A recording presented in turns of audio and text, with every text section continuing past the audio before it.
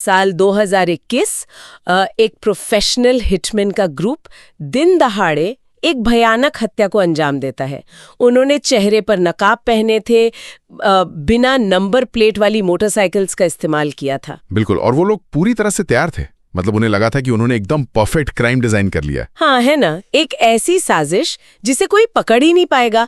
लेकिन वो एक बहुत छोटी पर आखिर में सबसे बड़ी गलती कर बैठे। और वो गलती थी कि वो अपने स्मार्टफोन्स अपने साथ ले गए। सही कहा। तो आज हम जिन स्रोतों का एक गहन विश्लेषण कर रहे हैं वो है मार्च 2026 के दो बेहद अहम कानूनी दस्तावेज। यह हरियाणा के जिंद जिले की एक 17 अदालत यानी सेशंस कोर्ट द्वारा दिए गए एक संगीन हत्या के मामले के फैसले और सजा के आदेश हैं। हाँ, और ये लगभग 100 से अधिक पन्नों के दस्तावेज हैं। इनकी कानूनी भाषा बहुत जटिल है, पर हमें इसके बीच से आज एक कहानी बाहर निकालनी है। बिल्कुल, एक ऐसी कहानी जो किसी ट्रू क्राइम सस्पेंस थ्रिलर जैसी लगती है। ये बताती है कि कैसे एक व्यापारिक दुश्मनी ने एक भयानक साजिश का रूप ले लिया और कैसे आधुनिक पुलिस इन्वेस्टिगेशन, डिजिटल सबूतों और फोरेंसिक्स ने मिलकर इस पेशेवर हत्याकांड की एक-एक कड़ी को जोड़ा। ये सच में एक ऐसी गहरी चर्चा है जहां इंसानी लालच, बदले की आग और कानून के शिकंजे का बिल्कुल आमना सामना होता है। मतलब ये कोई उबाऊ कानूनी पाठ्यपुस्तक जैसा बिल्कुल नहीं होने वाला है। ये इस बात का सबूत है कि आधुनिक दौर में कानून और टेक्नोलॉजी मिलकर सच को कैसे बाहर निकालते हैं। एकदम सही। तो चलिए सीधे चलते हैं 23 नवंबर 2021 की उस सुबह की तरफ, जब ये सब शुरू हुआ। हाँ, उस दिन का घटनाक्रम बहुत चौंकाने वाला था। समय था सुबह के करीब 10 बजे का। जगह थी जिंद के रोहतक रोड पर स्थित चौरी गली। श्याम सुंदर, उनका भतीजा हनी बंसल और एक और भतीजा अंकुश, ये सब अपने घर और ऑफिस के बाहर खड़े थे। यानी एक आम सुबह लग रही थी उस वक्त। बिल्कुल आम सुबह।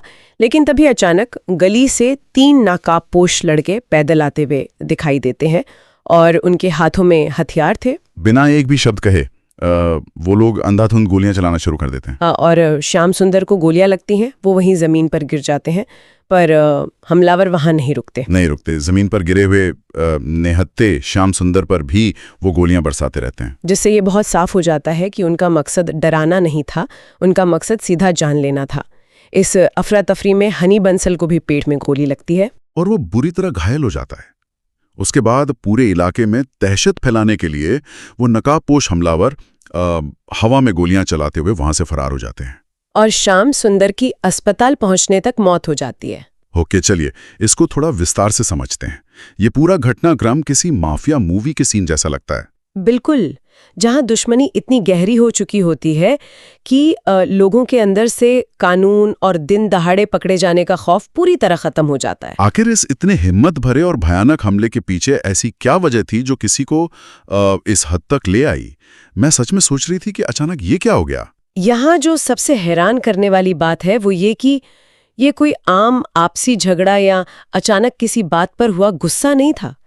इसके पीछे एक बहुत ही लंबी और गहरी बिजनेस राइवलरी थी। अच्छा, मतलब पहले से दुश्मनी चल रही थी। हाँ, ये पूरी दुश्मनी ना रेलवे कॉन्ट्रैक्ट्स और टेंडर लेने के आसपास घूमती थी। कोर्ट के दस्तावेज बताते हैं कि गौरव नाम का एक बड़ा रेलवे कॉन्ट्रैक्टर था और इस कॉन्ट्रैक्टर के कुछ बेनामी पार्टनर्स थे। बेनामी पार्टनर्स यानी जो सामने नहीं आते थे। एकदम सही। जिनमें धर्मेंद्र, बलजीत और रोशन जैसे नाम मुख्य रूप से शामिल हैं।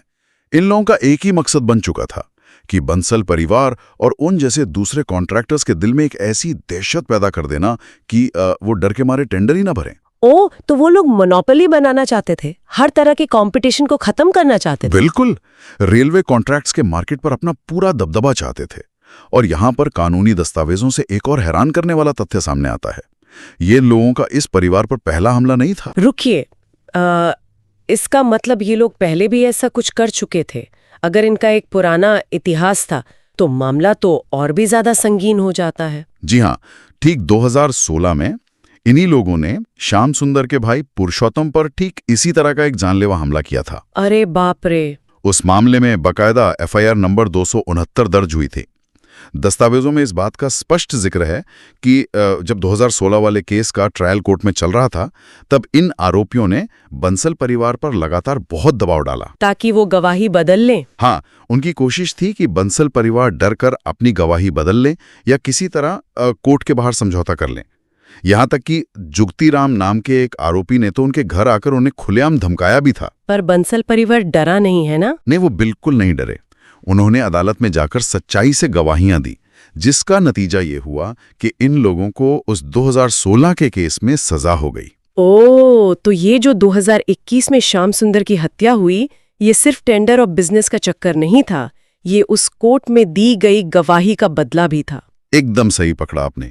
उन्हें सबक सिखाने की एक पूरी प्लानिंग थी कि जिसने भी उनके खिलाफ आवाज उठाई उसका अंजाम क्या होगा।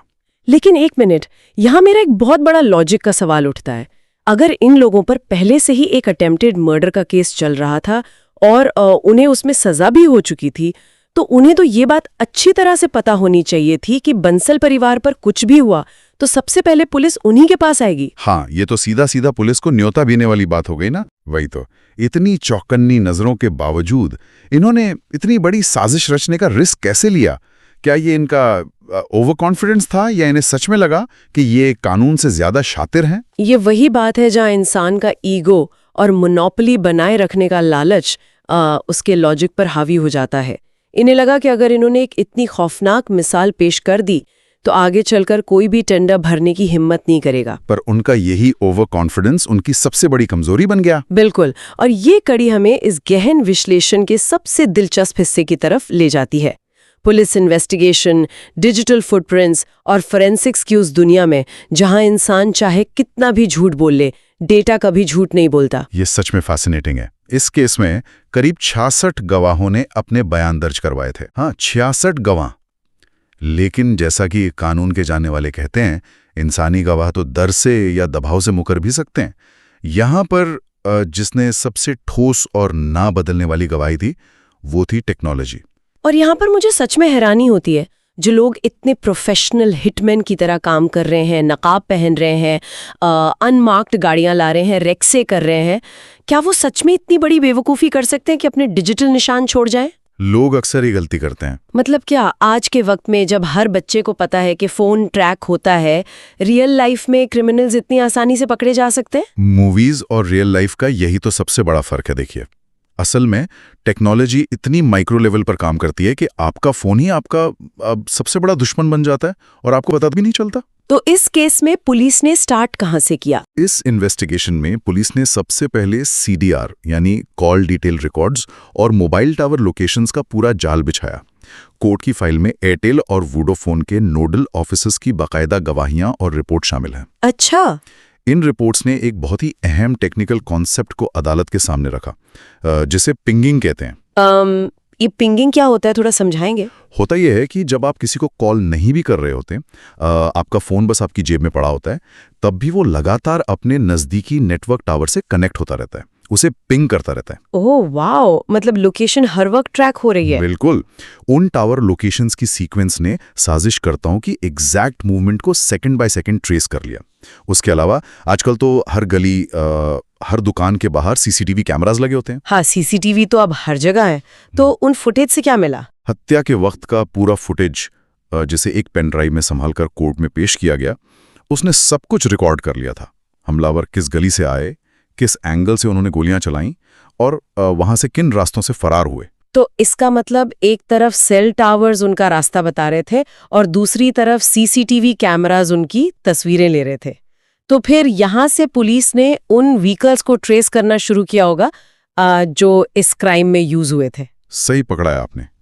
डिजिटल डेटा से यह साफ हो गया कि हत्या वाले दिन से पहले कई दिनों तक पूरी रेकी यानी आसपास के इलाके की जासूसी की गई थी। इन दस्तावेजों में पूरी डिटेल है ना? हाँ, इस काम के लिए एक काले रंग की एल्टो कार जिसका नंबर HR 26 AY 9780 था और एक बोलेरो गाड़ी जिसका नंबर HR 56 A 8587 था, उनका लगातार इस्तेमाल हुआ। और इन गाड़ियों को पुलिस ने ढूंढ भी लिया था? जी, ये गाड़ियां पहले सीसीटीवी में आईं, फिर उनके नंबर्स ट्रेस हुए और बाद में पुलिस ने इन्हें रिकवर भी कर लिया। और जिस वक्त हत्या को अंजाम दे दिया गया तो क्राइम सीन से दूर भागने के लिए नरेश नाम के एक आरोपी की स्विफ्ट डिजायर कार और बिना नंबर प्लेट वाली मोटरसाइकिल्स का इस्तेमाल किया गया।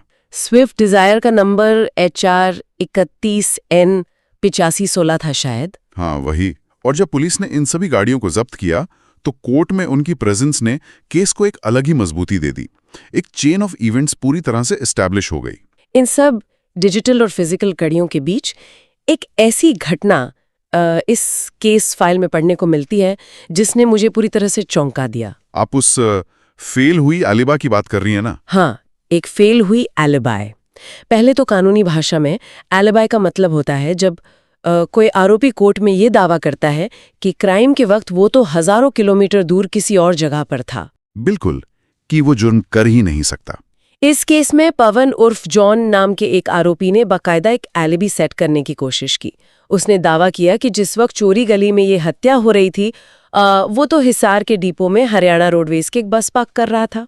और उसने इस बात को सच साबित करने के लिए कुछ पेपर्स पेश करने की भी कोशिश की थी। सोचिए, अगर आज से 30-40 साल पहले का वक्त होता तो शायद ये एलिबी काम कर जाते। सिर्फ किसी गवाह को खरीदना पड़ता जो कह देता कि हाँ, ये आदमी मेरे सामने था। लेकिन आज के दौर में एक झूठी एलिबाई बनाना बिल्कुल वैसा ही है जैसे किसी ऐसे फर्श पर चलना जहां गीला पेंट गिरा हो। सही बात है। आप जहां भी जाएंगे आपके फोन और डिजिटल फुटप्रिंट्स आपके निशान छोड़ते जाएंगे। और यही पवन के साथ हुआ।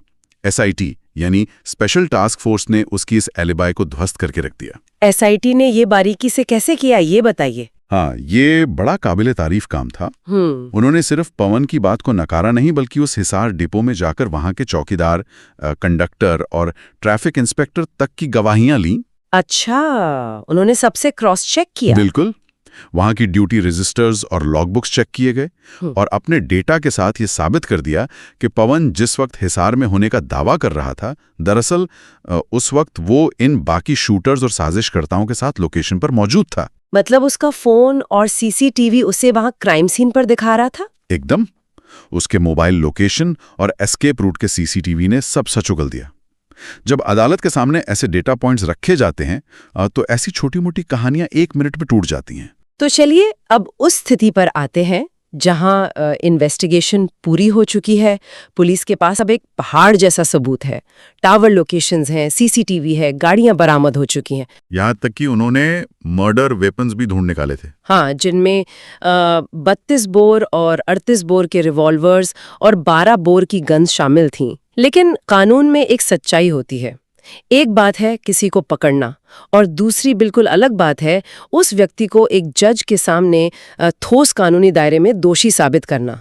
क्योंकि डिफेंस लॉयर्स हमेशा इन डिजिटल सबूतों और पुलिस की कहानियों में छेद करने की फिराक में रहते हैं। और ये कड़ी हमें इस मामले के अदालत में होने वाले फैसले की तरफ खींच ले जाती है। सही कहा आपने। कोर्टरूम ट्रायल ही वो जगह है जहां कानून की असली और सबसे कड़ी कसौटी होती है। तो दिन आता है 13 मार्च 2026 का, जिन सेशंस कोर्ट के जज जयभीर सिंह अपना फैसला सुनाते हैं। इस पूरे मामले में कुल 13 आरोपी थे, लेकिन कोर्ट सिर्फ कहानी नहीं देखती। बिल्कुल नहीं। दोषी यानी कन्विक्ट करार दिया जाता है। लेकिन 2 आरोपियों को, जिनके नाम जुगतीराम और अजमेर है, अदालत बरी यानी एक्विट कर देती है। अगर हम इसे बड़ी पिक्चर से जोड़कर देखें तो ये इस बात का बहुत ही सटीक प्रमाण है कि हमारी अदालतें जज्बात, गुस्से या सिर्फ कॉमन सेंस पर फैसला नहीं सुनाती हैं।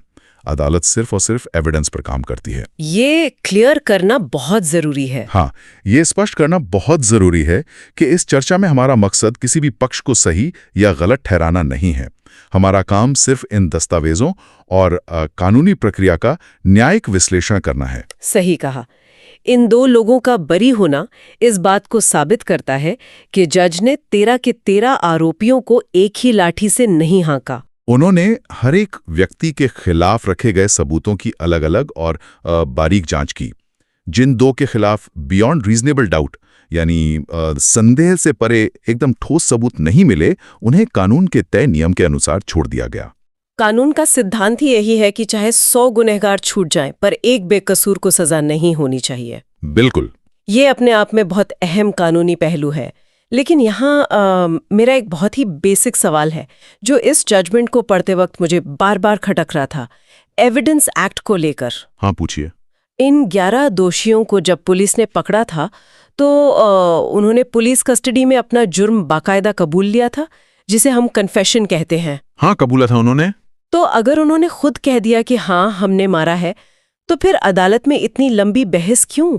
क्या उस कबूलनामे की अदालत में अपने आप में कोई कीमत नहीं होती? क्या कन्फेशन केस को वहीं खत्म नहीं कर देता? ये कानून की एक ऐसी पैराडॉक्स या उलझन है जो आमतौर पर लोगों को आसानी से समझ नहीं आती। इंडियन एविडेंस एक्ट के तहत अगर कोई आरोपी पुलिस कस्टडी में पुलिस वालों के सामने अपना जुर्म कबूलता है तो अदालत में उस कन्फेशन की तब तक कोई वैल्यू नहीं होती जब तक कि वो मैजिस्ट्रेट के सामने ना हो। ऐसा क्यों? इसका सीधा सा लॉजिक ये है कि कानून ये मानकर चलता है कि पुलिस कस्टडी में तो कोई भी व्यक्ति डर, दबाव या जोर जबरदस्ती के चलते कुछ भी कबूल कर सकता है। इसलिए सिर्फ शब्दों को कानून सच नहीं मानता। तो अगर इनके कन्फेशन की कोई वैल्यू ही नहीं है तो पुलिस इतनी मेहनत करके इनके कन्फेशन रिकॉर्ड ही क्यों करती है? मतलब फंडा क्या है इसका? यही तो इस पूरे प्रोसेस का सबसे बड़ा कैच है। ध्यान से सुनिए, एविडेंस एक्ट का सेक्शन 27 यहां लागू होता है। सेक्शन 27? हाँ, कानून ये कहता है कि हम तुम्हारे कन्फेशन को सच नहीं मानेंगे, लेकिन अगर तुम्हारे उस झूठे कन्फेशन की वजह से पुलिस को क्राइम से जुड़ी कोई छुपी हुई चीज जैसे कोई हथियार या खून से सने कपड़े मिल जाते हैं, अच्छा, तो वो रिकवरी सच बोलती है। इंसान झूठ बोल सकता है पर मिट्टी में दबा हुआ हथियार झूठ नहीं बोलता। तो कानून उन शब्दों की नहीं, उन शब्दों से मिली फिजिकल एविडेंस की अहमियत मानता है। ये बहुत क्लियर है। एकदम। जैसे इस केस की डिटेल में देखिए ना, धर्मेंद्र ने पुलिस कस्टडी में कबूला कि उसने हथियार एक प्लास्टिक बैग में डालकर जखोड़ा गांव में एक घर की अनाज की टंकी में छुपाए हैं और अपना फोन एक नाले में फेंक दिया था, है ना? हाँ। और वहीं पवन ने बताया कि हत्या के वक्त उसने जो कपड़े पहने थे वो उसने एक नहर के पास फेंके हैं और 38 बोर के कार्ट्रिजेस अपने बेड की दराज में छुपाए हैं। और जब पुलिस वहां गई तो उन्हें एग्जैक्ट वही चीजें मिल गईं। बिल्कुल मिली। ये रिकवरीज एविडेंस एक्ट के सेक्शन 27 के तहत अदालत में पेश की गई। फिर आता है सबसे आखिरी किल स्विच, FSL यानी फॉरेंसिक साइंस लेबोरेटरी, जिसका काम इन सभी चीजों को आपस में जोड़ना था, राइट? हाँ। FSL लैब ने इन रिकवर्ड 32 बोर और 38 बोर के रिवॉल्वर्स की बारीक जांच की। उन्होंने ये साबित किया कि क्राइम सीन पर जो गोलियां चली थीं और श्याम सुंदर के शरीर से जो गोलियां निकाली गईं, उनके ऊपर मौजूद स्ट्राइएशंस, जिन्हें स्ट्राइएशंस कहते हैं। हाँ, स्ट्राइएशंस, वो बिल्कुल इन्हीं गन्स के बैरल से मैच करते हैं। हर गन के बैरल का निशान किसी फिंगरप्रिंट जैसा यूनिक होता है। साथ ही कपड़ों पर मिले खून के धब्बे और क्राइम सीन के खून के धब्बे FSL ने मैच कर दिए।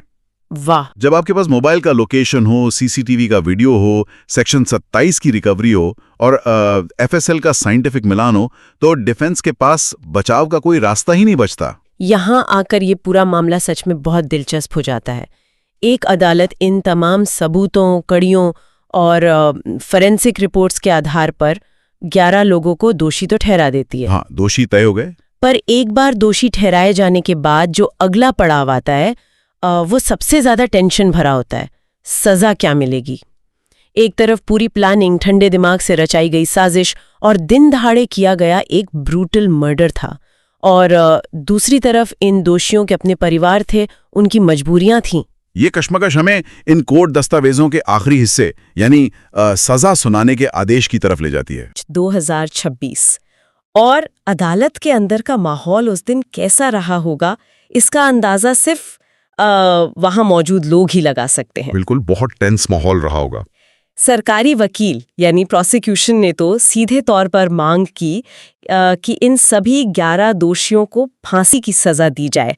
उनका सबसे बड़ा तर्क था कि ये मामला रेयरेस्ट ऑफ रेयर यानी दुर्लभ से दुर्लभ कैटेगरी में आता है। उनका मानना था कि ये आम हत्या नहीं थी, ये दिन दहाड़े सोसाइटी में दहशत फैलाने और बिजनेस पर कब्जा करने के लिए की गई एक ठंडी साजिश थी। लेकिन जब हम इस जजमेंट में दोषियों की दलीलें पढ़ते हैं ना, तो वहां एक बहुत ही अजीब सा विरोधाभास दिखाई देता है। अजीब सा क्यों? देखिए, जो लोग क्राइम सीन पर इतने बेरहम थे, जो बिना सोचे जमीन पर गिरे निहत्थे इंसान पर गोलियां चला रहे थे, वही लोग अब कोर्ट में जज के सामने बेहद लाचार और असहाय नजर आ रहे थे। वो रहम की भीख मांग रहे थे। दस्तावेजों में उनकी तरफ से की गई अपीलें बहुत विस्तार से दर्ज हैं। किसी दोषी ने कहा कि उसके छोटे छोटे बच्चे हैं, वो घर का अकेला कमाने वाला है, अगर उसे सजा हुई तो परिवार भूखा मर जाएगा। हाँ, और किसी ने अदालत को बताया कि उसकी पत्नी की हाल ही में थ्रोट सर्जरी यानी गले की सर्जरी हुई है और उसकी देखभाल करने वाला कोई नहीं है। कोई अपने बूढ़े और बीमार माँ बाप का इकलौता सहारा होने का दुहाई दे रहा था। और इसी सजा की सुनवाई के दौरान एक ऐसी बात सामने आई जिसने पूरी स्थिति को एक अलग ही आयरॉनिकल ट्विस्ट दे दिया। धर्मेंद्र और बलजीत नाम के दोषियों ने अदालत से ये दरख्वास्त की कि उन्हें जिंद की जेल में ट्रांसफर ना किया जाए। क्यों? जिंद जेल से उन्हें क्या प्रॉब्लम थी? उनका कहना था कि वहां के जेल में उनके दुश्मन बंद हैं और उन्हें वहां अपनी जान का खतरा है। क्या बात कर रहे हो? हाँ, सोच कर देखिए, जो लोग खुद दूसरों की जान लेने में एक पल नहीं हिचकिचाए, जिन्होंने अपने दुश्मनों को सरेआम गोलियों से भून दिया, आज जब वो पकड़े गए हैं तो उन्हें एक जेल के अंदर बैठकर अपने दुश्मनों से डर लग रहा है। यहाँ पर बात सच में बहुत दिलचस्प हो जाती है। ये अजीब जरूर लगता है, पर कानून इस आयरॉनिकल स्थिति से बिल्कुल अलग ढंग से सोचता है। ये एक बहुत ही महत्वपूर्ण सवाल खड़ा करता है कि कानून एक तरफ सोसाइटी की सुरक्षा और दूसरी तरफ दोषी के मानवाधिकारों को कैसे बैलेंस करे। तो फिर जज जयबीर सिंह ने क्या फैसला लिया इन सब दलीलों पर? उन्होंने इन सारी बातों को सुना, प्रोसिक्यूशन को सुना, डिफेंस को सुना और आखिर में उन्होंने अपना न्यायिक फैसला सुनाते हुए तय किया कि इस मामले को रेयरेस्ट ऑफ रेयर की कैटेगरी में नहीं रखा जा सकता। लेकिन एक आम इंसान की तरह सोचूं तो ये बात थोड़ी अजीब लगती है। प्री प्लान्ड मर्डर था, सीसीटीवी पर रिकॉर्ड हुआ, गैंग वॉर जैसा स्टाइल था। इसे अदालत ने रेयरेस्ट ऑफ रेयर क्यों नहीं माना? क्योंकि रेयरेस्ट ऑफ रेयर का सिद्धांत सिर्फ गुस्से या क्राइम के तरीके पर काम नहीं करता। जज साहब का दृष्टिकोण ये था कि ये आखिरकार एक बिजनेस राइवलरी यानी व्यापारिक दुश्मनी का केस था। अच्छा। हमलावर एक ऐसी बेलगाम मानसिकता का शिकार नहीं थे जो पूरे समाज के हर आम नागरिक के लिए एक अनियंत्रित खतरा हो। रेयरेस्ट ऑफ रेयर तब लागू होता है जब अपराध इतना विषैला और घिनौना हो कि उसे समाज की आत्मा कांप जाए और आरोपी के सुधरने की हर गुंजाइश खत्म हो चुकी हो। एकदम सही। इसलिए अदालत ने फांसी की सजा देने से इनकार कर दिया। पर इसका मतलब ये नहीं था कि उन्हें कोई रियायत दी गई, क्योंकि ये मर्डर एक डीप प्लानिंग जिसमें बैकअप एस्केप कार्स, हथियार छुपाना और एलिबाइज बनाना शामिल था, इसके तहत किया गया था। इसलिए अदालत ने इन्हें आजीवन कारावास यानी लाइफ इम्प्रिजनमेंट की सजा सुनाई। साथ ही अलग अलग धाराओं में 10 साल की कठोर कारावास और भारी जुर्माना भी लगाया। पर सजा तय करते वक्त एक और पेच था, है ना? हाँ, एक और पेच था। इन दोषियों के वकीलों ने अदालत से गुजारिश की कि इनकी ये उम्र कैद की सजा उनकी उस 2016 वाले केस की सजा के साथ साथ चलाई जाए, जिसे लॉ में कॉन्करेंटली चलना कहते हैं। पर जज ने इस मांग को सख्ती से ठुकरा दिया। कहा कि नहीं, ये एक पूरी तरह से अलग जुर्म है और पहले से मिले सजा के साथ मिलाकर इसे कम नहीं किया जाएगा। ये जज का एक बहुत अहम कदम था। देखिए, इससे उन्होंने उम्र का देकर इस अपराध की गंभीरता को मेंटेन किया और साथ ही फांसी न देकर उस रेयरेस्ट ऑफ रेयर थ्रेशोल्ड को भी क्रॉस नहीं किया। ये कानून के बैलेंस को दर्शाता है। तो आखिर इन सब का क्या मतलब निकलता है?